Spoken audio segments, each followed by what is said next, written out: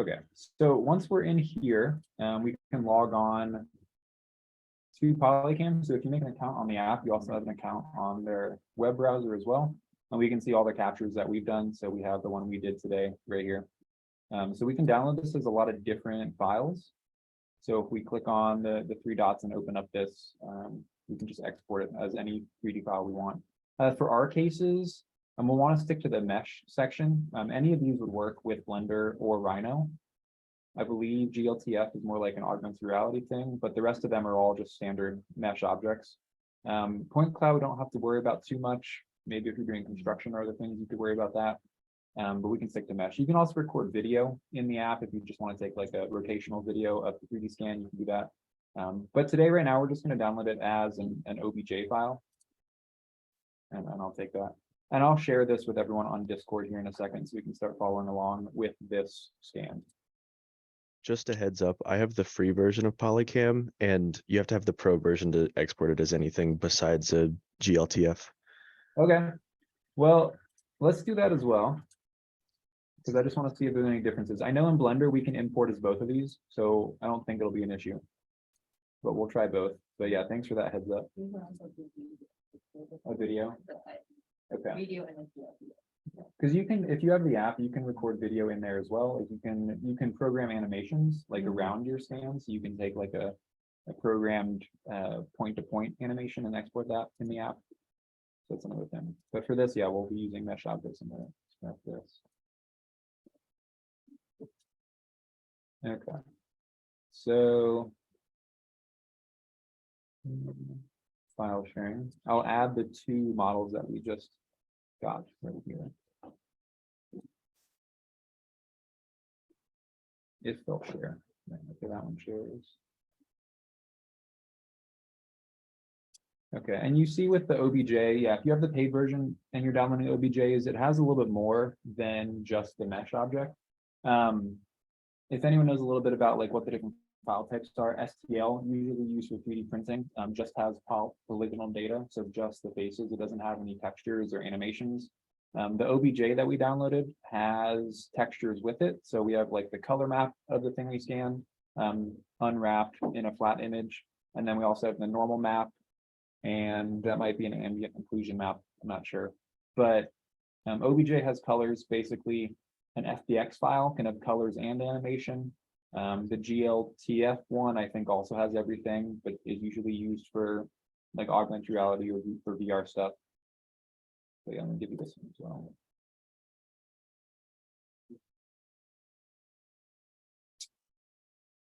Okay, so everyone should be able to access those two files. Download both, and we'll see which one I decide on using. I think either should work.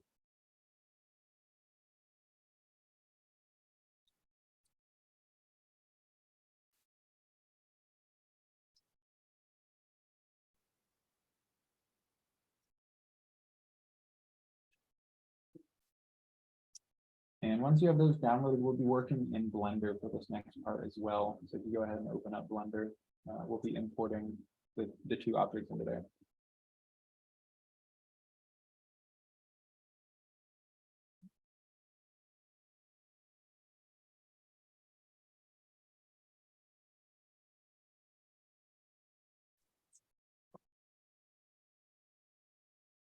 Okay, was everyone able to get to the stuff with Blender? Cool. Okay, so if you have Blender, this is what it should look like. Actually, this is what it looks like when you open up a brand new file. It's got these three things in the scene, which we never really need these three things. So I always go ahead and delete them. So in Blender, someone that has it open will have to let me know. Oh, did it not crop out there? Well, that doesn't matter. Oh yeah. Interesting. Yeah. Maybe I didn't upload exactly that, but okay, yeah. So in Blender, when you open it, it should look like this. For me, when I right click on something, it selects it, but I believe for everyone else, it's probably left click because I have the antique. Oh, you can change it. Like it asks you. Yeah, it asks you When you first open. Yeah. Yeah. So, I mean, I'd probably recommend going with what they recommend, which would be left click select. back in the day, like 5 years ago, it used to be right click to select, and I just learned that. So that's what I have, but I'll translate it for you also. I hope that you all can use that. So yeah, if we left click on any of these objects, we can select them. Or I want to delete everything. So I guess Susan, since you're sitting right here, you all let me know. But if you hit A on the keyboard, it should, yeah, select everything in the scene. So if you hit A, everything should show up either with a yellow outline or an orange outline. The yellow outline is like the main selected object, and everything in orange is everything you probably selected after it. Doesn't really matter for this point though. If you hit A, it should select everything. If you hit A again,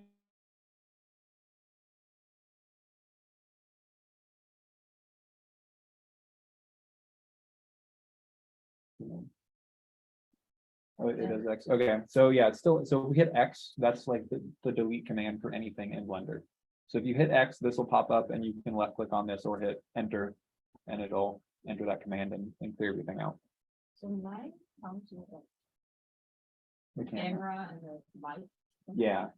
So But it doesn't really matter in this workflow because will just be exporting the thing we imported. We'll just clean it up. So you could leave the camera and the lights. Yeah, so in Blender, this is the camera.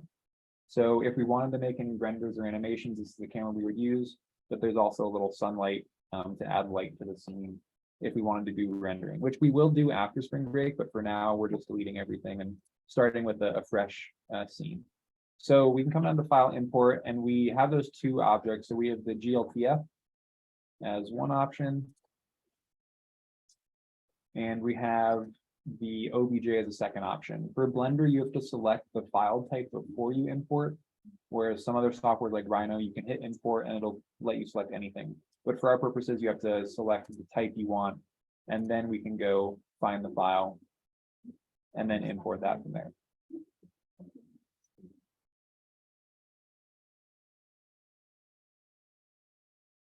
so the geology doesn't.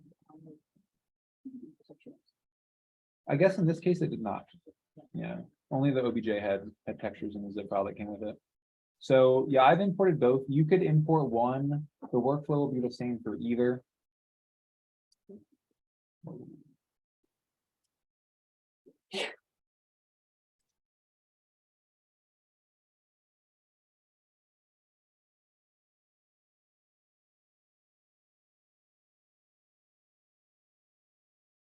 Okay, so once we have either one or both of the models in, the first thing that would be important, other than navigating in the scene, does anyone have issues like navigating around Blender, like orbiting or panning the scene to change views?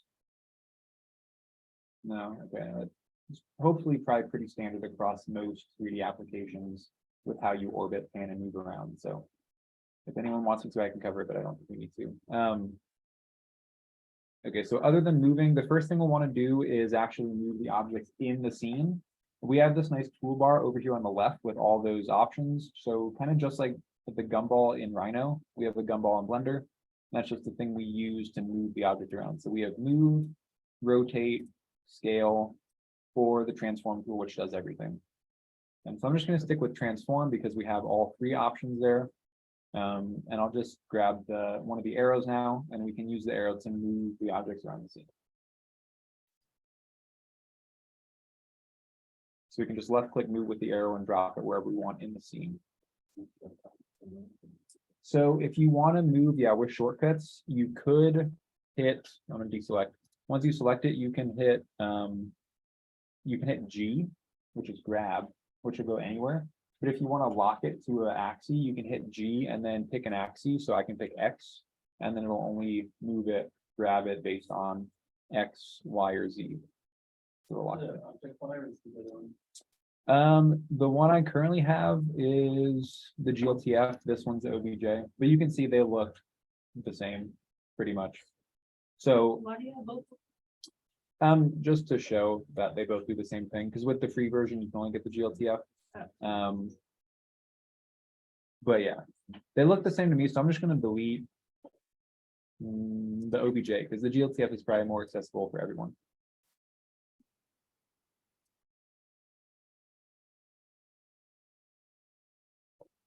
Okay, so now that we can import and move it around, we're gonna wanna clean this up a little bit, just so when we import it into the headset, we don't have any extraneous details. So we can model around something pretty clean. So in order to actually edit the mesh of this object right now in Blender, we're in what's called object mode. And in this mode, we can only move things, rotate things, and scale things. But if we actually want to edit the details on this model, we can switch the mode so we can like edit the vertices of the mesh itself. So up in the top left up here, it says we're in object mode, and we can hit this drop down, and we have these other modes right here. The first three are the most important: object, edit, and sculpt. These are the ones we'll use today. The rest of them are if you're doing animation, so we won't worry about those.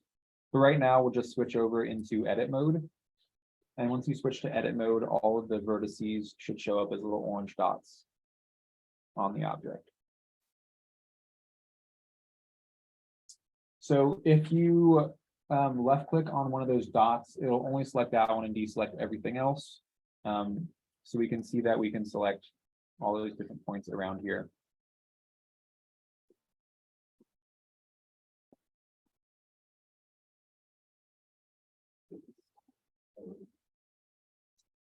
It'll like, What is it?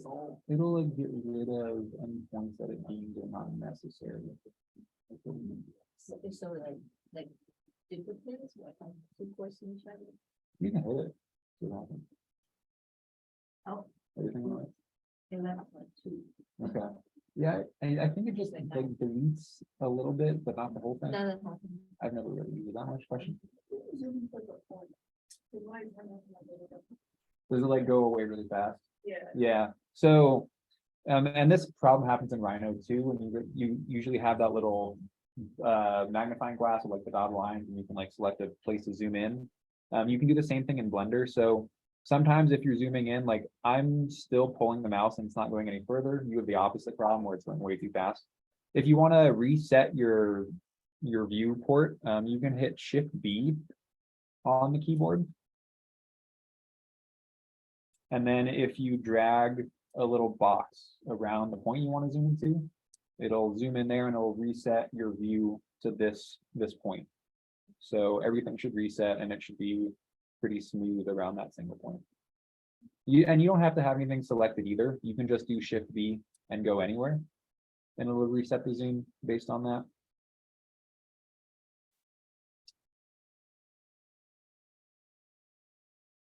Let's see. Okay, yeah. And I don't know what is easier to remember.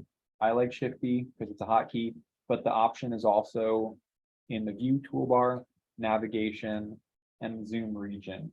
So it's pretty similar to Rhino. So you'll just reset the region. Okay, so yeah, next step. So since we're in edit mode, I'll come in here. And we have this same problem in Rhino as well. I've tried to mention it before, something called welding with vertices. I don't know why it's still moving. It's like I did that a minute ago. But you'll see when I select this vertice, you'll see it'll show the connection. So all those little lines that show up like orange gradient to black are the lines that are attached to this point. Which for this part, we want to see all the lines attached to all the points. And that means it's like welded correctly together. If I select this point, you'll see that we only have these three lines that show up a little bit orange, which means it's not connected to these two. So if I was to move it, we can see the points are unwelded, which means it now leaves a gap. Whereas this point, everything comes with it, which is what we want to see. So the first thing we do in Blender, working with a 3D scan, is making sure it's all welded together. So it's like watertight. So easy way to do that is we don't have to fix every single point. What we can do is with that A button again, we can select all. So it'll select all the vertices, all the lines, all the faces. And if we come up to the mesh tab, there's an option called merge in that mesh tab, and we can merge them by distance. So I believe we've used this in Grasshopper as well, like a colon duplicate points. It's basically the same thing. It'll delete any points that are too close together, but in this case, it'll also merge them into a single point. So what this will do is it'll correctly weld the entire model together. So I'll hit merge by distance. You'll see at the bottom, it says it removed 26,000 vertices, or 2,600. And we also have this option down at the bottom left where we can change the distance region to merge within. The average is usually fine. In our case, we have points that are just overlapping, so there's a distance of 0 in between them, but we just want to make those points with 0 distance in between them the same point. So this super low number is fine enough for our purposes. So now we can select any point on the mesh and it'll be correctly welded together. So we will not make any more holes in the model.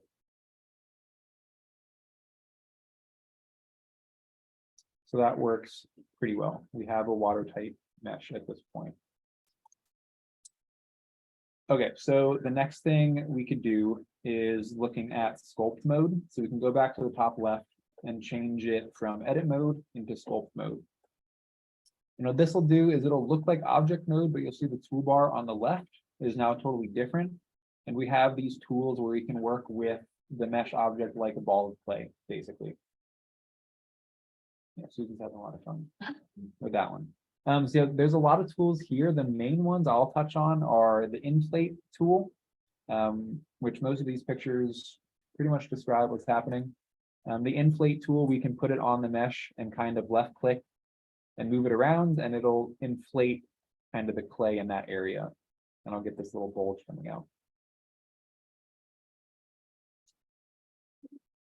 We have a couple options with all the tools as well. Just like if you were using, say, a drawing app or something, we can change the strength and the radius of the tool. So this radius is just by default 50 pixels. I can make it a lot bigger and we'll have much more influence over the mesh. We can also change the strength. So right now it's about middle, but I can change this to max strength. And now if I do inflate, it'll just add a lot more clay at once. So I'll just Command Z to undo that. So that's the inflate tool. Another tool we have here is the smooth tool. So if we have any rough patches, we can use the smooth tool to kind of smooth out the mesh in that spot. So I'll just make the tool a little bit smaller, make the strength back to middle. Now we have a rough area like this area where I had some of the dials on the mannequin itself. We can just left click and kind of smooth out that section and take away some detail since we don't need that. I'll do the same thing for this one.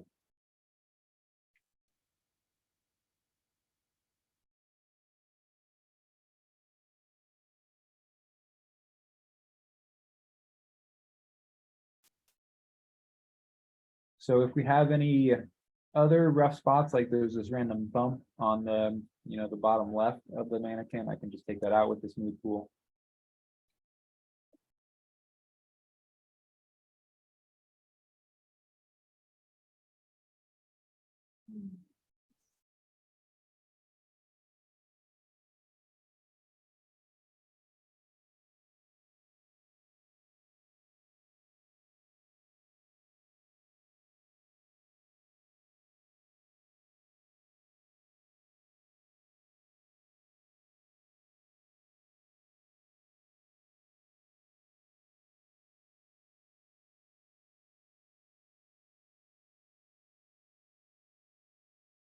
So that works pretty well.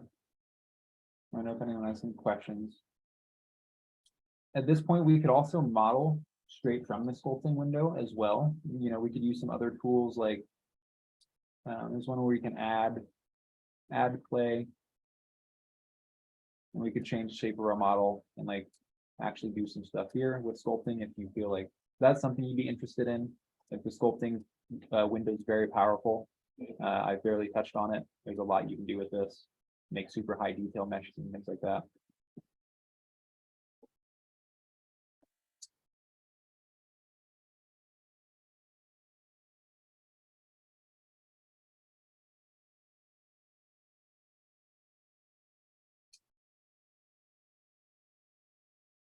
Okay, but once we've gotten to a point where we like, I just did some basic cleanup of the model so I can import it into the headset and start modeling something around it pretty easily.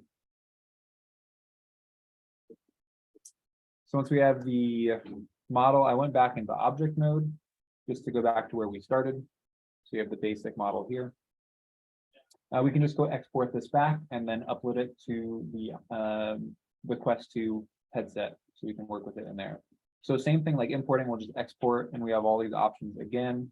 We'll just do something, pretty small. We'll just do an STL. Keep it simple. So when we export, again, we can select our location and the domain.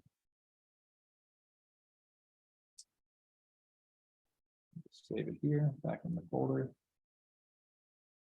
And on export, important thing, just like in Rhino, if you've ever exported, say if you've gone to the 3D print lab or something, in our scene currently, I only have the one object, so if we export, it'll only export that. But sometimes you may be working in a scene that has multiple objects and you only want to export the one you've been working on. Cool. We'll want to hit the selection only to make sure we only export the one thing that we've been working on. Same thing in Rhino, just in this case, it's when you hit export. In Rhino, it's before you hit export. So just export that.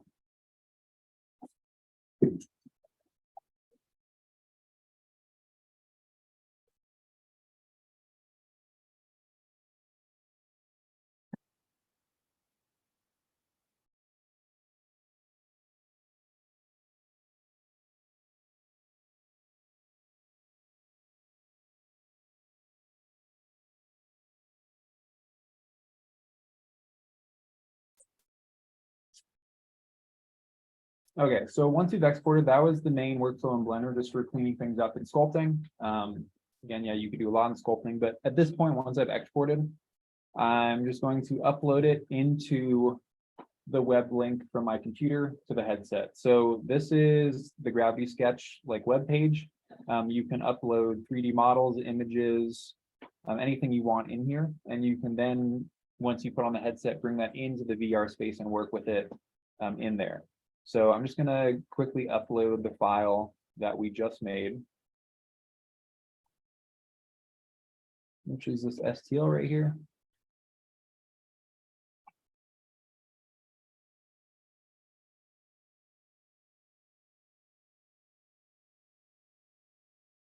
So at this point, that's the main follow along workflow section of today. Feel free to keep working in Blender, but I'm going to cast the headset onto the screen so we can follow along with a simple workflow in VR itself.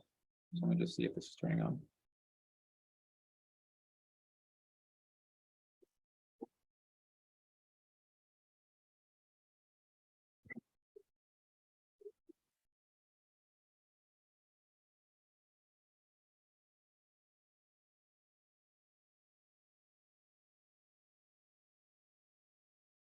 Okay.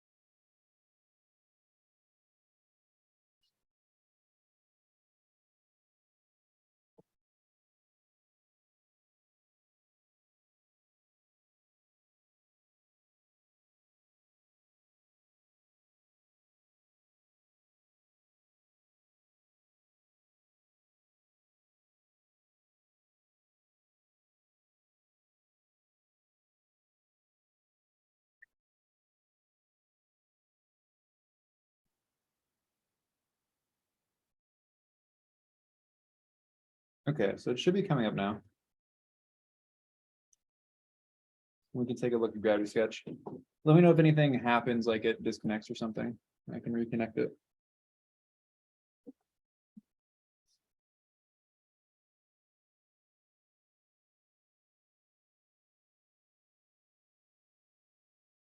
Okay, so we're able to see the workspace, or like a black screen at least.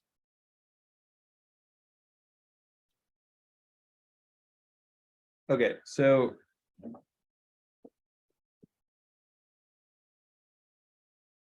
Yeah, this is the main workspace in Gravity Sketch. Pretty simple options here. We can make new sketch. They also have a Google Docs type room where you can work with people in VR at the same time. So if you both want to edit a model, you can do that in like a room of, I believe, 4 people. But we'll go ahead and create a new sketch just to begin with.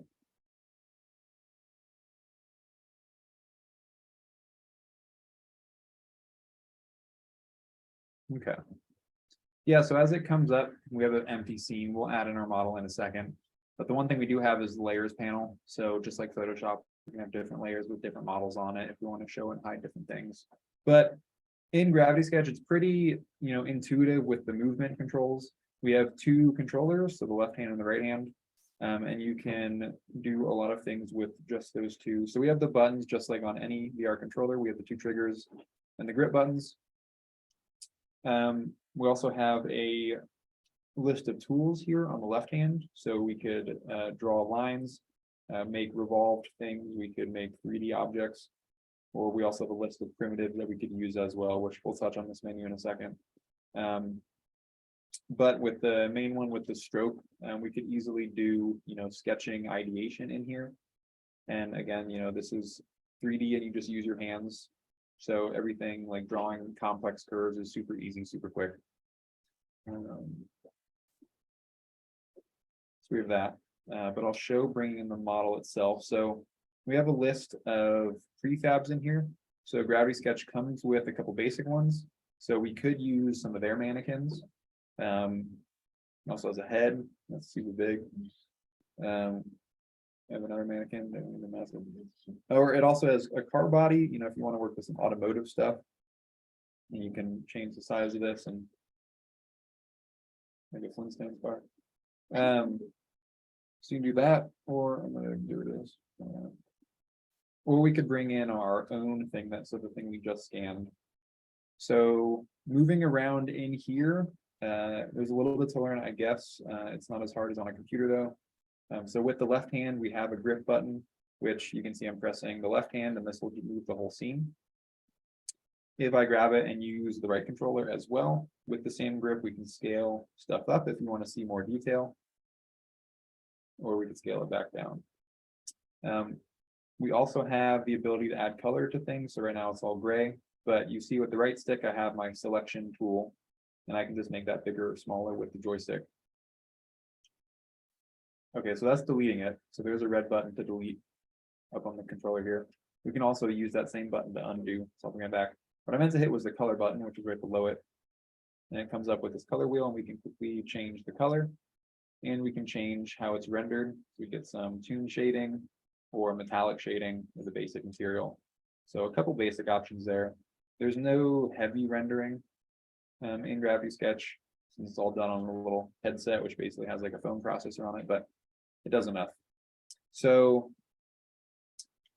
going back to prefabs, we can also import models. So this is connecting to the cloud workspace that's also on your computer. So I have my workspace here, and we have the model that we made today. We'll just load that in. Move it around, orbit it, scale it up in the scene. So this is what we just exported from Blender coming into here. So I'll go ahead and delete these lines that we have and just focus on this model. I'm going to change this color to like a dark gray and we'll start to model around this. So we'll go back to the tool set that I had earlier. So I was talking about the primitive tools, and one nice thing with the primitive tools, and I don't think it shows on there, but it does have like a pass-through mode, so I can see you all while I'm still in the headset, but I can also see the model, but I don't think it shows up there. It's kind of cool though. So we have all these primitive shapes here, but we also have something called the sub D objects. We also have this in Rhino. There's sub Ds if you have Rhino 7. And the nice thing about sub Ds is you can basically like sculpt with a shape, but just by using the vertices, and it makes a really smooth shape really quickly, so you can get quite complex with it. So we have the same option here to do sub Ds, and I'll be using this today to model something around our mannequin here.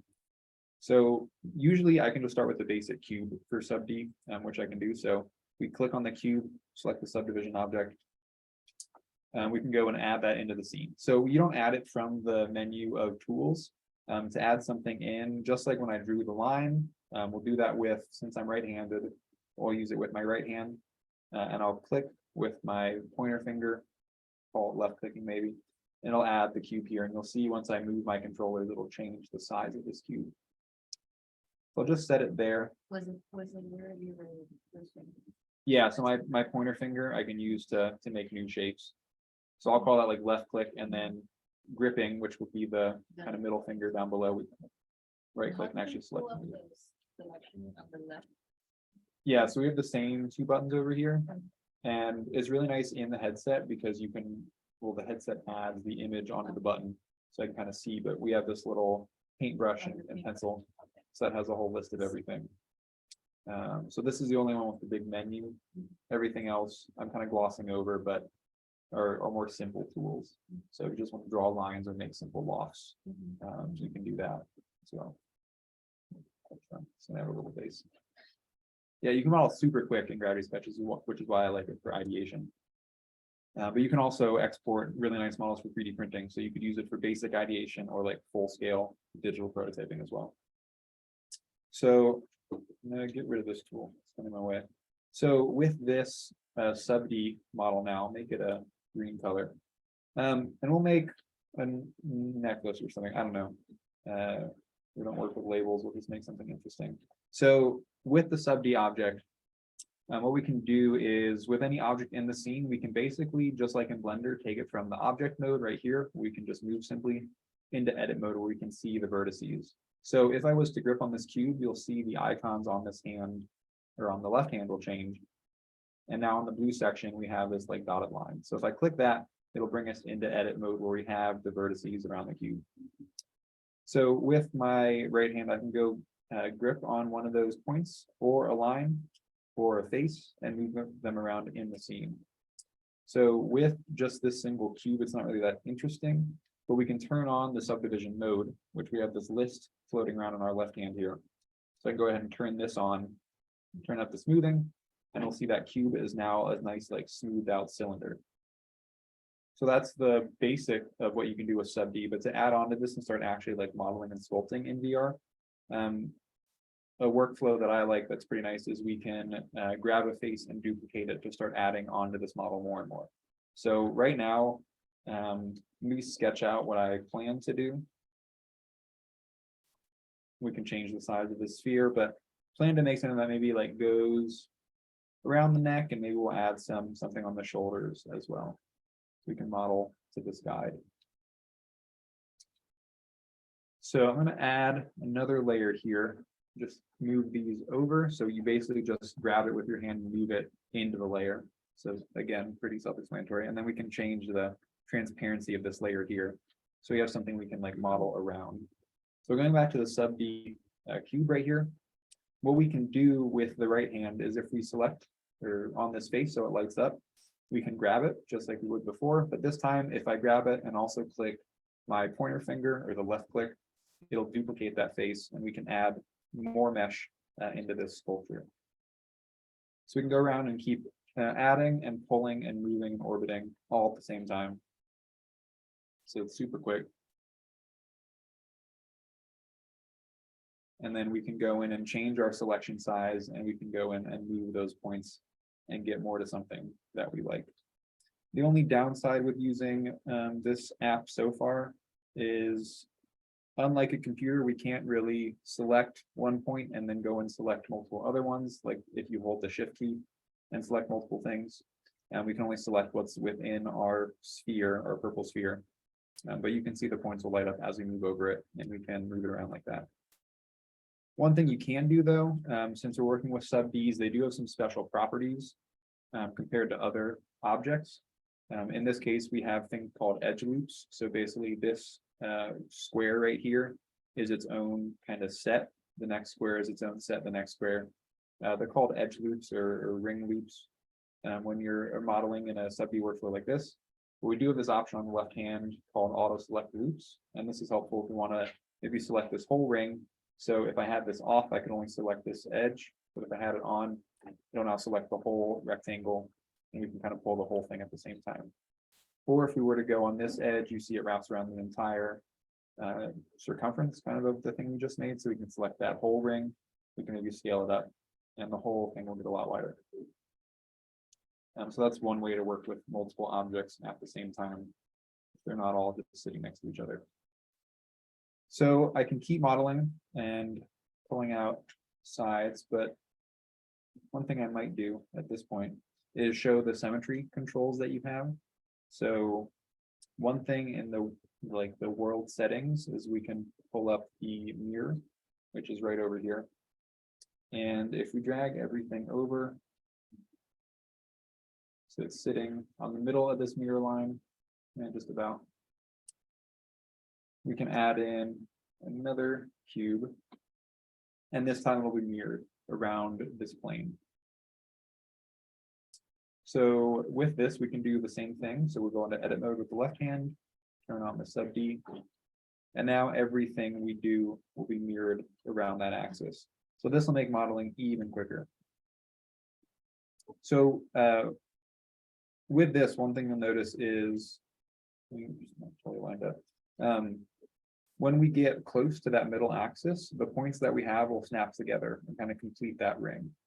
But you notice they'll come up with a little lock symbol, so we know they're locked in this plane, and I can't break them out of that plane, so they're always stuck together.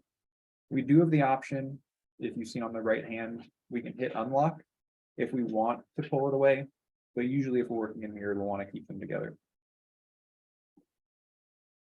So we can keep modeling like this, and I'll touch on another feature with sub D modeling.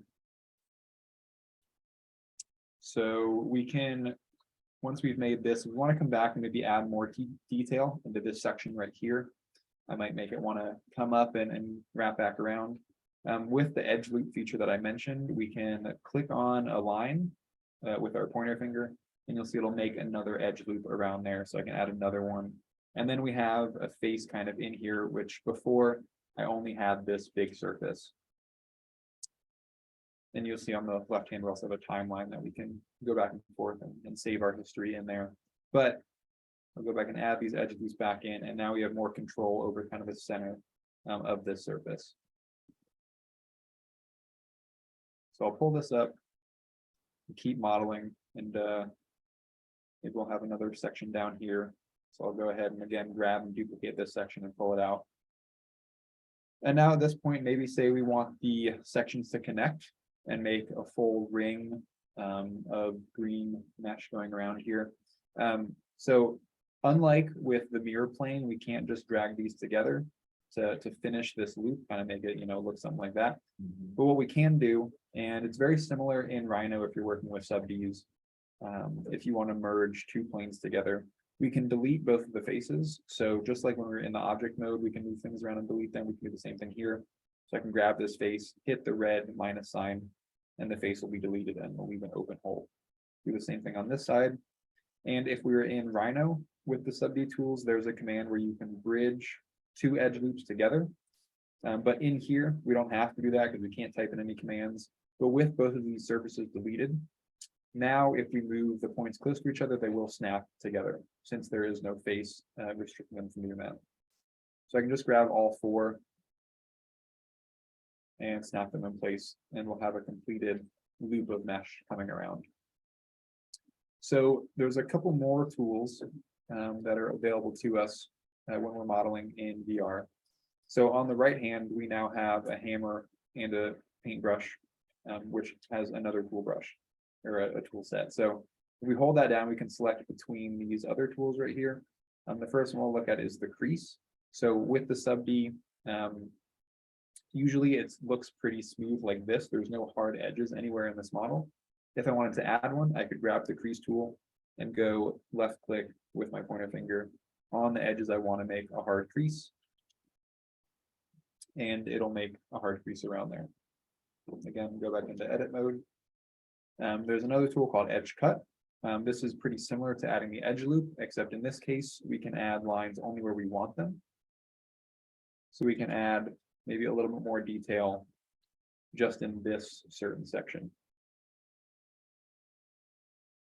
So we didn't have to make a whole loop around the whole object. We only made more faces where we wanted them.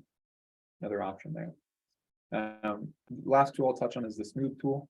And this one, we can change the influence of it. And just like in Blender, when we were in the sculpt mode, we can grab this smooth tool and hovering over the points, I can press down with my left finger or my pointer finger, and it'll kind of smooth all the points more together. Kind of round out your object, and it'll only influence over the points you have. We can smooth maybe one section a little bit more.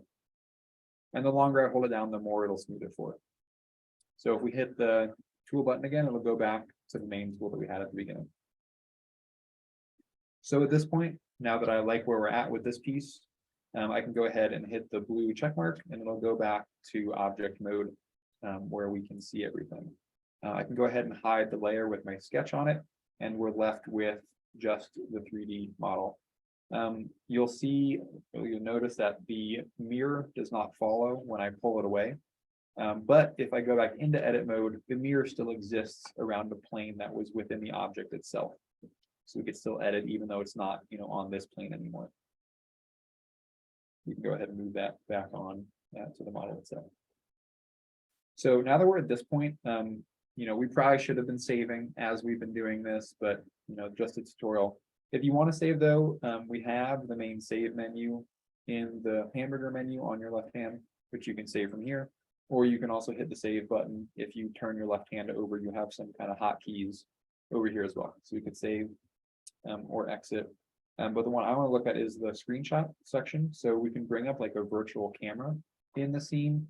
We can change the field of view to make it more isotropic or directed perspective.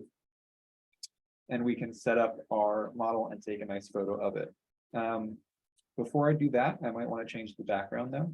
And in the settings, we have the option to change workspaces. Right now, we're just in a black void, but we have this option to go to a warehouse, say.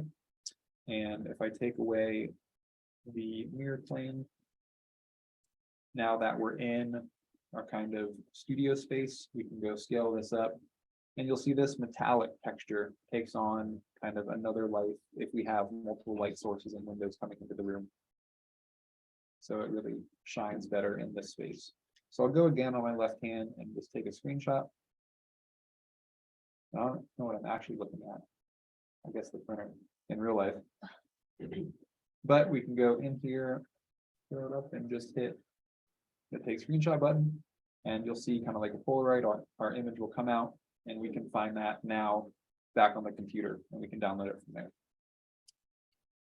But if we want to actually export this, what we'll do again is only export the thing we want. So I'm going to move this mannequin away to another layer I made and turn it off.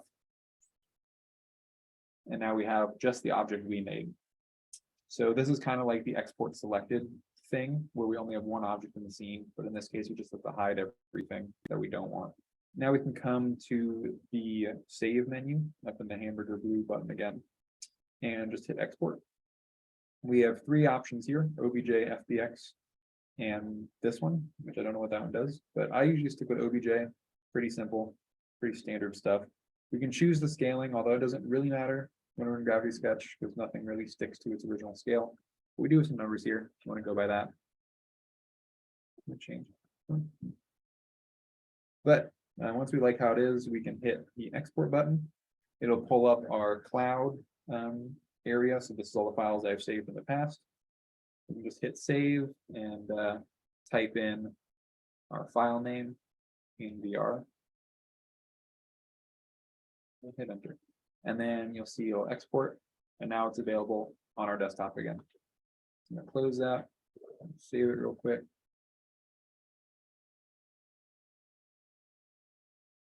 Save that to our desktop as well. So everything's in the cloud, it's not on the headset, so it's pretty safe. We'll just go ahead and export back to the main lobby. So at that point, that's kind of the basics of Gravity Sketch.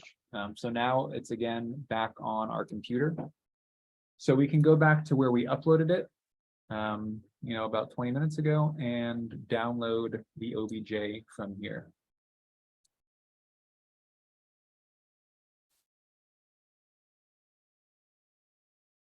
I'll just unzip that file again and we can view it back in Blender itself. I'm gonna put it in the Discord as well, so you can all see this at the same time.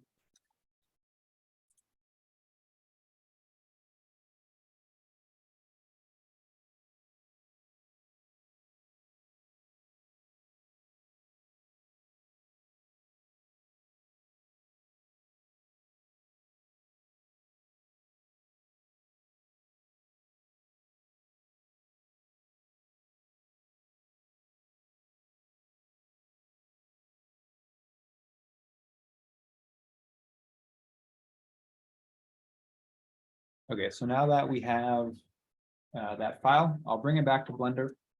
It's an OBJ again, so make sure when you hit import, you select OBJ. And I'll go grab that file and bring it into my scene. If you still have the old Blender file open, you'll see the new thing we added is quite small. Again, the scale in VR does not really hold well. Oh, it's over here somewhere. Okay,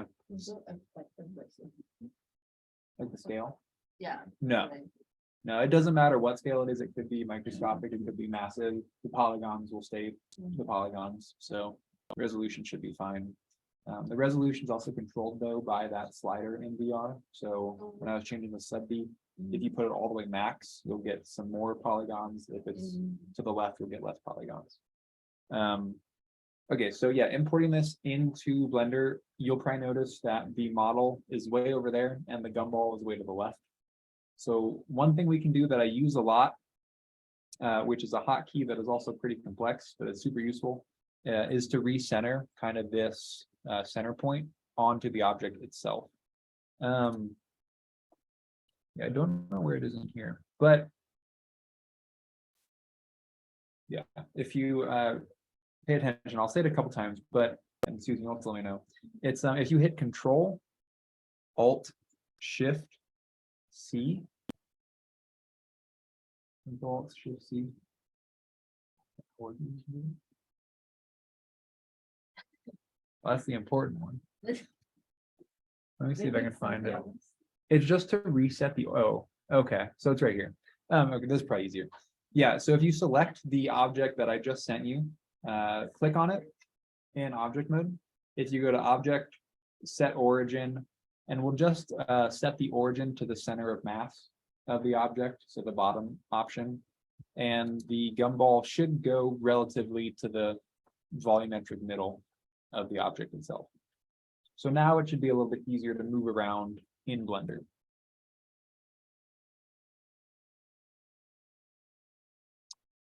So with the gumball, we can drag it around wherever we want, or we could position it back over the mannequin.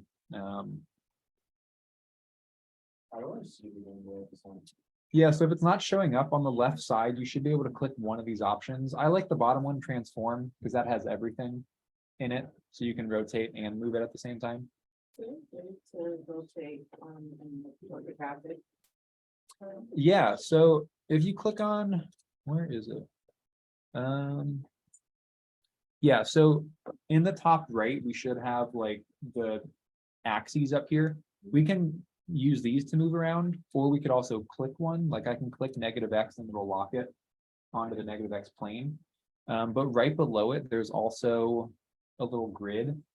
And if I break orthographic, the grid is like in perspective, but I can hit it and this will set the view to orthographic, even though we're still orbiting. Or you can, yeah, actually like click the axis and it'll set to that plane.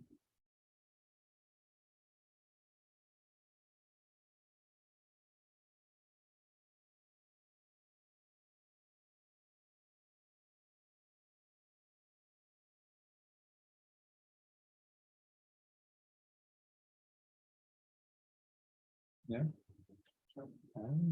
Does that give you the most recent used command? Or? The full object.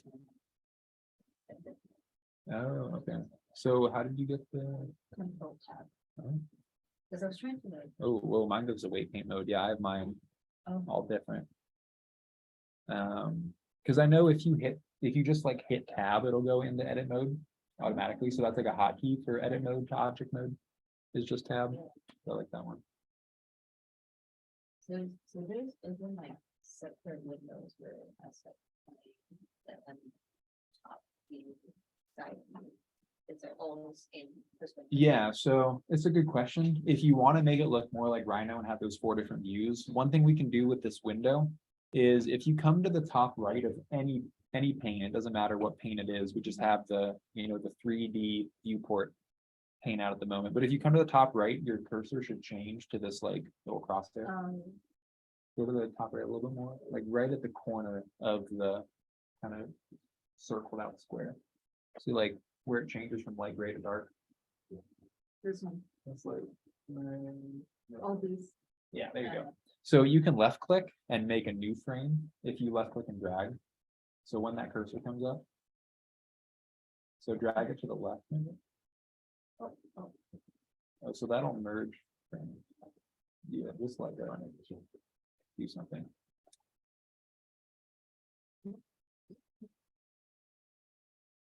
Yeah, there you go. So you can go down or you can go left and we can add multiple views. So I could like, add 4 scenes like this. And then, we could have top view straight on, or I guess, plan the other one and the other one. Yeah, and have all 4. So you could do this, Rick, if you want to do that. I understand you actually got it from the microphone. Oh, like positioned it right there. Give me a second. So do you have the gumball that looks like this with the circle and the arrows? Okay. And you repositioned the gumball to the actual object? Okay. Yeah, so I just dragged mine like over next to the mannequin and then just started rotating different angles. Took me like maybe 10 different moves to get it like this. Yeah, It- mine is a green wave. Oh, it just doesn't look green? It's gray, just like the. Oh, shouldn't be an issue. Is that just a texture that's? So, yeah, I don't know, I guess, no, won't just crash. For no reason. I mean, the color doesn't matter. I think it came in with a green just because I told it to. If you go into like the rendered mode, the green might come up. I'll pull it up again and show, let's see.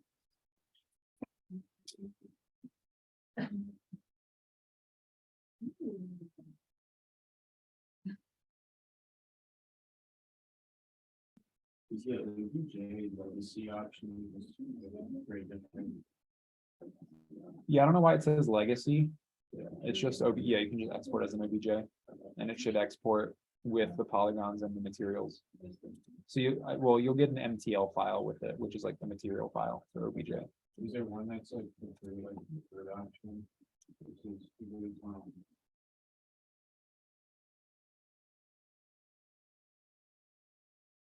yeah, there's like, there's strong OBJ, the one that has like legacy. With the export Or I'm looking at. or import. Oh, you don't have it. Okay, yeah, I don't see legacy OBJ. Yeah, I don't know if it matters. I mean, I've always had Oh, waveform. you have that experiment. Wait, where? The cool thing, the cool thing. Oh, I do. Not sure. They might be making changes with OBJs. Because I think this version of Blender is probably not the one you got if you downloaded it today. They're updating it like every week, so. But. let me see. Yeah, so if you have an object, there is this panel over on the right side called Material Properties. I don't know why it crashes when I go look at the material, but it's a little like red and black checkered sphere. If you click on that, you should see like I guess there's not a great material. I don't know why it's on mine and not yours, but. And even though I turned off the texture, that is still Yeah, there. you're in texture mode. Yeah. Well, yeah, so you'll see the base color in the material window looks like it's gray Yeah. for Yeah. you all. Maybe it is how I'm importing it. Maybe it is the OBJ setting. It's the-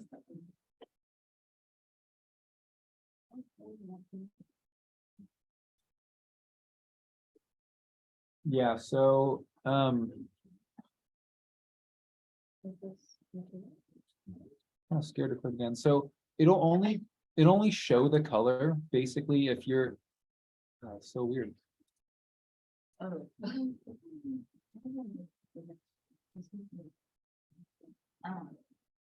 Yeah, so I'll show that.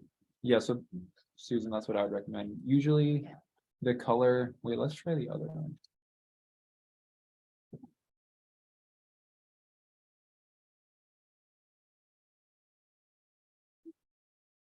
Okay, so we have some options up in the top right here. So we have a wireframe mode, which is the most basic view. It only shows like the lines of the object. We have the viewport shading, which is standard, what Blender is usually set on. The next one is viewport shading, which crashed it again.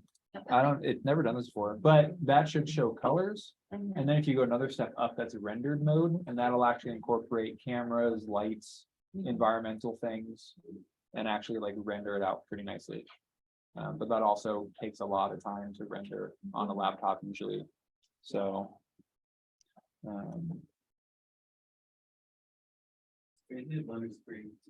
Yeah, it doesn't make sense, but it's probably one of the best tools today that you could do for anything really. You can edit movies in here, you can do sound design, you can do animation, like photos, video, yeah.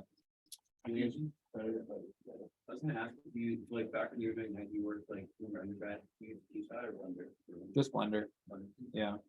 Keyshot's nice, but I feel like it's like very simple. When you bring in the object, you drag material, you take a picture. It looks nice, super easy, but that's pretty much all you can do. You can't do animations. You can't like pose things or add environmental effects like fog or particles or something like that, or hair. So, but Blender is a lot more like, it's not as technical as it used to be. Like it's a lot more user friendly now. So it's not that bad. And we'll do rendering near the end of the semester. Like once for the final project, like once everyone's made like some cool object, we'll like try to render it out and make it look nice for everyone. So we'll touch on that, and hopefully it won't crash at that point.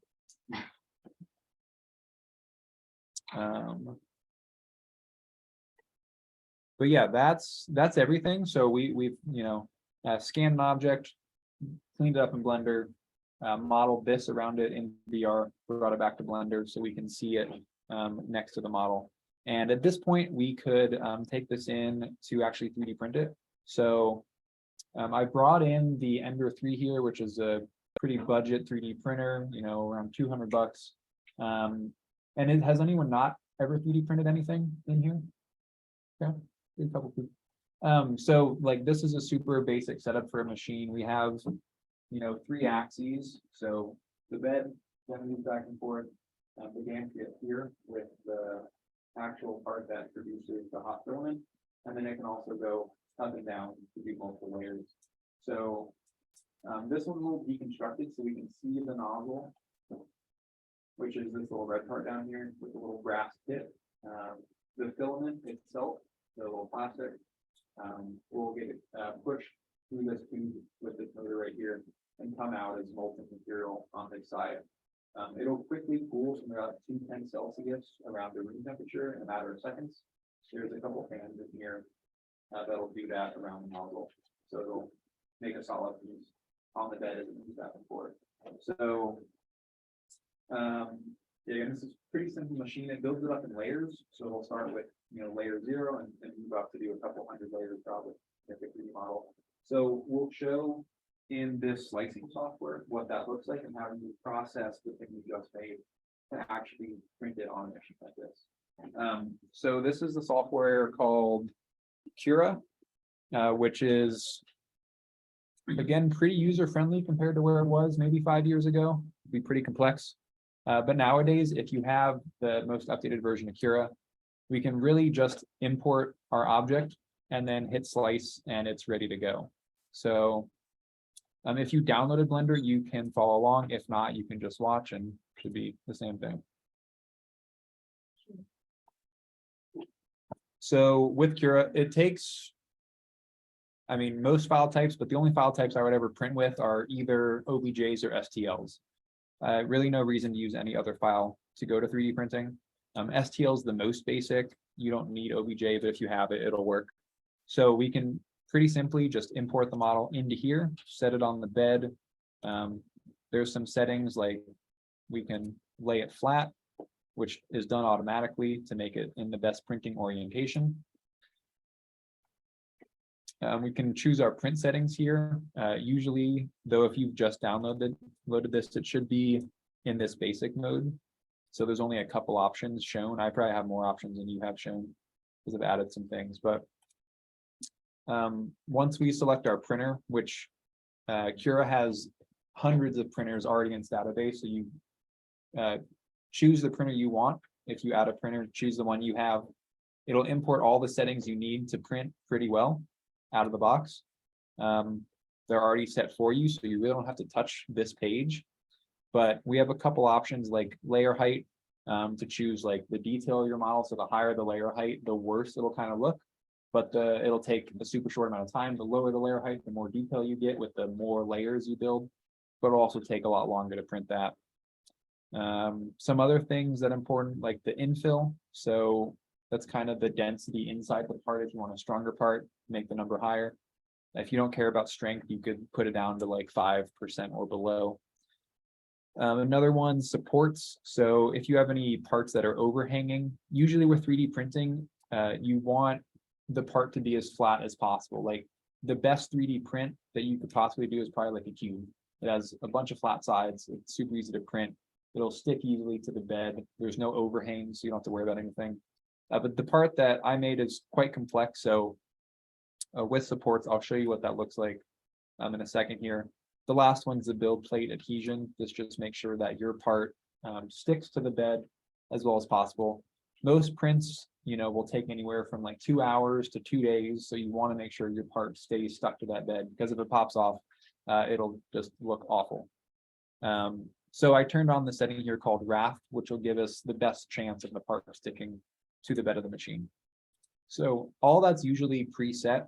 I just wanted to explain a couple parts. So we can hit slice, hit preview, and it'll show you what the actual tool pathing of the robot will take. So we can see it in a layer by layer format here. And we can scroll through the layers to see what it looks like as it's printing. I might make this a little bit bigger so we can see more of the infill. So I'll just scale this up.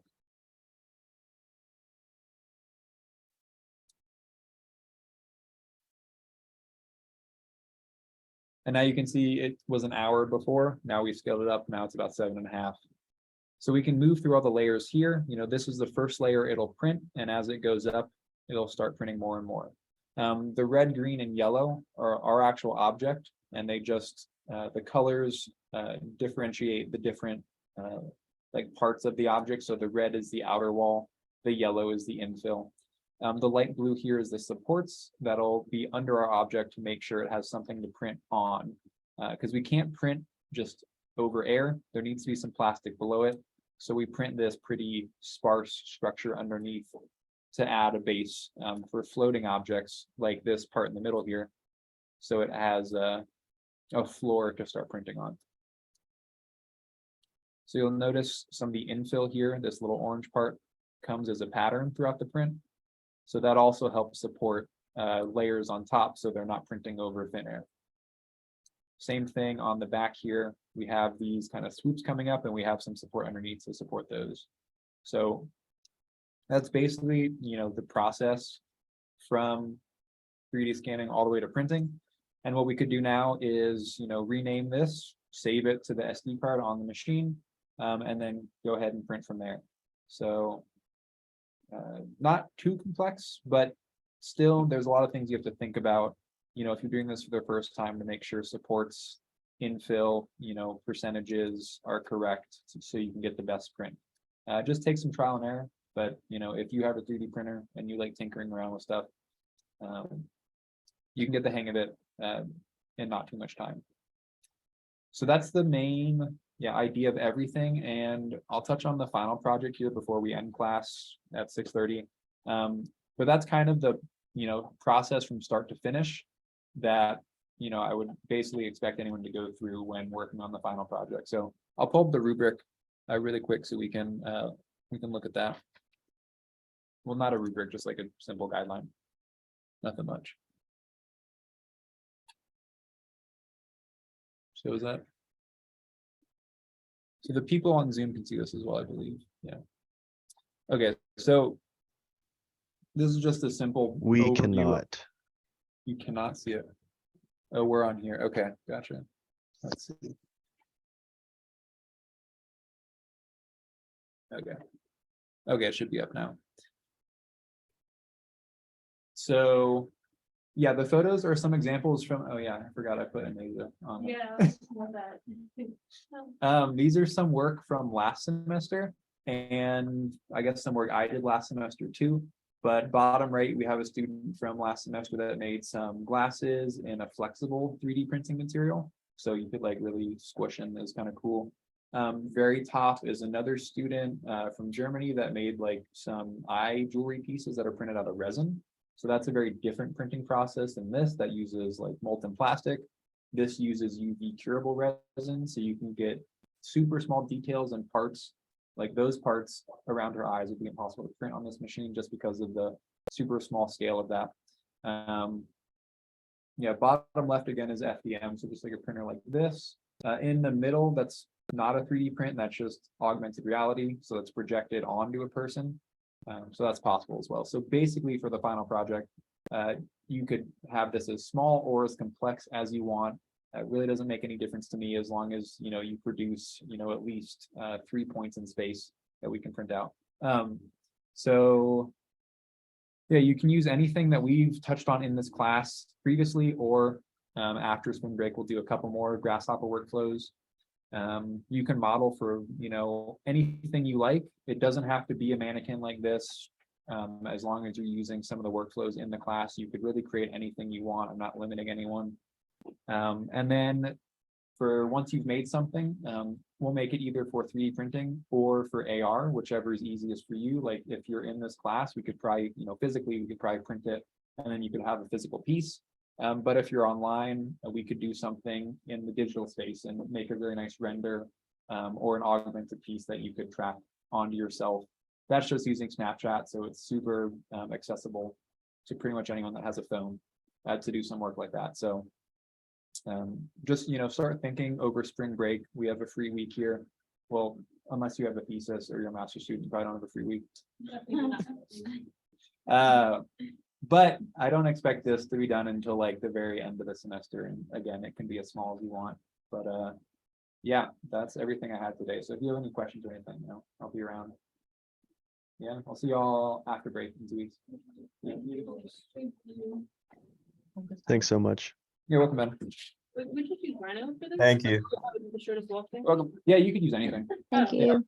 You're welcome. It could be Blender, it could be Grasshopper, Rhino, if you want to use a VR headset. Okay. If you want to get a 3D pen and like go physical with it, Okay, cool. yeah.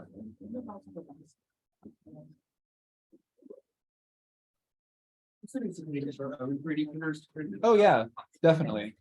But if you don't, we have filament in the amp lab upstairs that we can use as well to do any of your projects. So up to you. Yeah, if you have your own, it's probably easiest to use yours because there is a weight for anything up there. So.